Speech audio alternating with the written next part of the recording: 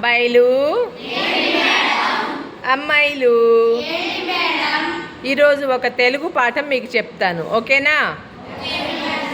ఆ పాఠం పేరు భారత్ స్కౌట్స్ అండ్ గైడ్స్. సరేనా? నేను చెప్పిన తర్వాత నా వెనక మీరు చెప్పాలి. అది వేసవి కాలం. ఏ కాలం? గుంటూరు ప్రభుత్వ ఆసుపత్రి. ఏ ఊరు? ఏరియా ఎక్కడ?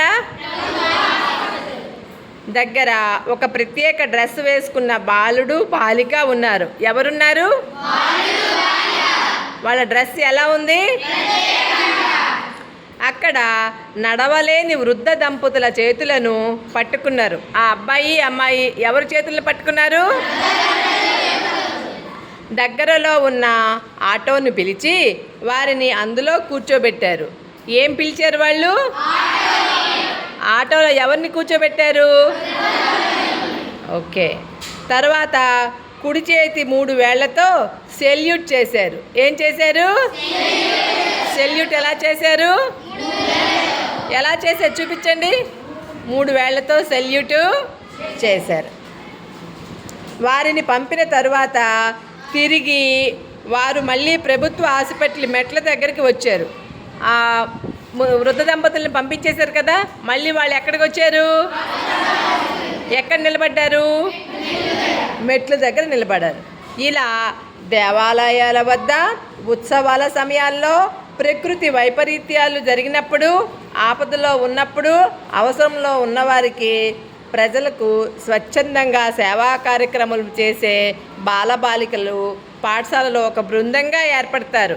వారినే స్కౌట్స్, గైడ్స్, బాలబటలు అని అంటారు. స్కౌట్స్, గైడ్స్ని తెలుగులో ఏమంటారు? వీరు ఎవరికి సాయం చేస్తుంటారు? మనుషులకి. ఎప్పుడెప్పుడు చేస్తుంటారు? ప్రకృతి వైపరీత్యాల టైంలోని, అవసరాల్లో ఉన్నవాళ్ళకి, అలాగే దేవాలయాల దగ్గర, అలాగే ఉత్సవాలు జరిగిన చోట ఏం చేస్తుంటారు వీళ్ళు? వీళ్ళందరూ ఎవరు?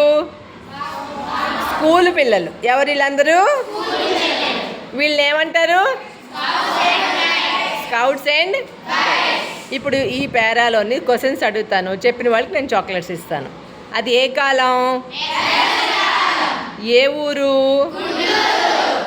ఏ ఏరియా? వాళ్ళు వేసుకున్న డ్రెస్ ఎలా ఉంది? ఎవరు వేసుకున్న డ్రెస్సులు? వాళ్ళు ఎక్కడున్నారు? వాళ్ళు ఎవరు చేయి పట్టుకున్నారు? ఆ వృద్ధ దంపతుల్ని వీళ్ళు ఏం చేశారు? ఆటోలో ఎక్కించారు. తర్వాత ఏం చేశారు? 3 వేళ్లతో సెల్యూట్ చేశారు. వాళ్ళని పంపించిన తర్వాత మళ్ళీ ఎక్కడికి వెళ్ళారు? హాస్పిటల్ దగ్గరికి వెళ్ళారు. ఎక్కడ నిలబడ్డారు? Very good. వీళ్ళు ఎక్కడెక్కడ సహాయం చేస్తూ ఉంటారు?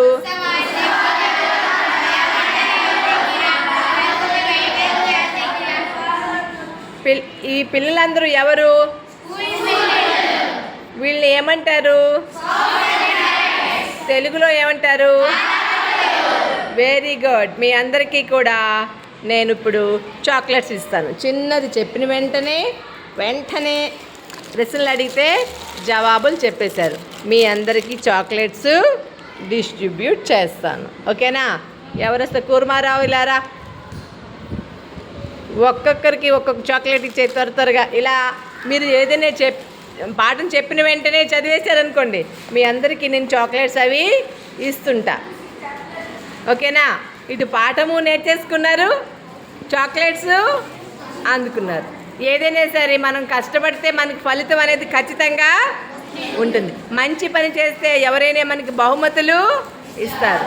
బాగా చదువుకుంటే మనకి నాలెడ్జ్ కూడా పెరుగుతుంది.